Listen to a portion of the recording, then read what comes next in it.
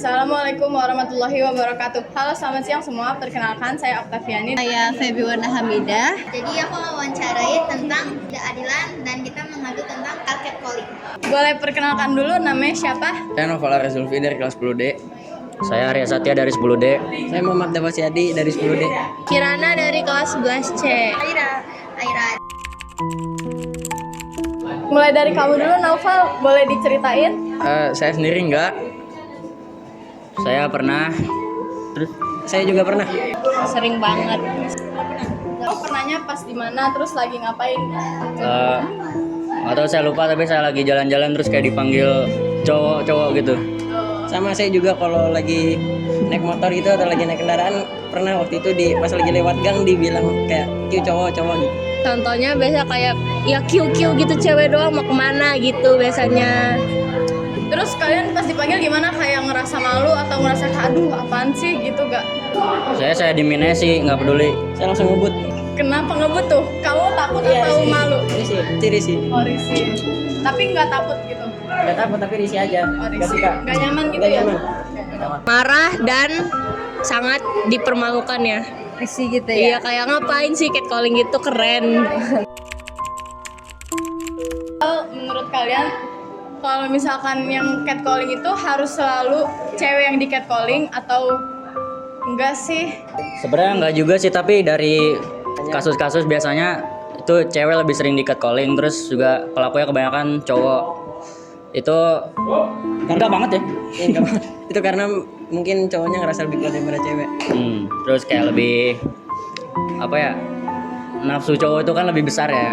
Betul. Nah, lah ini fakta bos, fakta. Nah, cowok juga bisa di catcalling. Kayak teman saya berdua di samping saya. Ya, contohnya saya sama Dava nih. Oke. Sedih saya. Tapi kalau bisa catcalling itu kan termasuk kasus apa? Bacaan. Dan kita nggak boleh menormalisasikan itu. Pasti mayoritas yang korban catcalling itu kan pasti perempuan ya. Dan yang ngelakuin catcalling itu pasti laki-laki. Jadi lebih banyak perempuan banyak dirugikan kalau masalah catcalling gitu. Mungkin mereka catcallingnya nggak sendirian. Pasti mayoritas bareng-barengan tuh cowok-cowok catcalling ke ceweknya. Dan mungkin karena mereka bareng-barengan ya catcalling, jadi mereka merasa berani. Dan cewek itu kan sendiri doang tuh yang di catcalling. Pasti kayak merasa lebih superior lah gitu. Dengan pendidikan dan kesadaran bersih, memberikan pendidikan tentang hak-hak dan perempuan dan kesetaraan gender sejak dini melalui kurikulum sekolah dan kegiatan ekstrakurikuler. Karena kebanyakan kan siswi kan ya. Gimana nih caranya? Menurut pandangan kalian sebagai laki-laki? Kalau dari saya mungkin bisa dari pola pikir laki-laki itu sendiri ya, Papa. Semua perlakuan manusia itu kan berasal dari pola pikir diri itu sendiri. Terus dapat kalau misalnya catcallingnya terjadi di sekolah itu, yang pertama kalau kita kena catcalling itu bisa dilaporin ke guru dulu sih, biar guru nanti bisa menyampaikan ke seluruh siswa-siswinya untuk edukasi untuk tidak melakukan catcalling. Betul itu. Mencari lingkungan yang positif. Bisa kan catcalling juga terpengaruh karena lingkungan juga ya, karena teman-teman ikut-ikutan FOMO. Ya gitulah. Menjaga circle lingkungan. Kesimpulannya dari pola pikir, edukasi guru, sama lingkungan pertemanan. Oke. Betul itu. Makasih. Kira-kira dari kalian bertiga ada yang disampaikan buat pelaku-pelaku catcalling? Stop catcalling guys. Stop. Jangan catcalling, itu nggak lucu soalnya. Gak lucu itu. Musadap itu.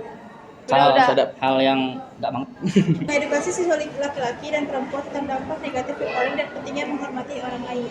Terima kasih ya.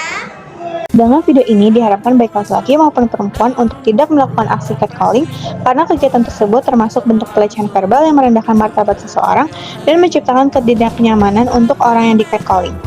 Fenomena catcalling menunjukkan adanya perbedaan perlakuan antara siswi lebih sering menjadi korban dan siswa lebih sering ditempatkan sebagai pelaku.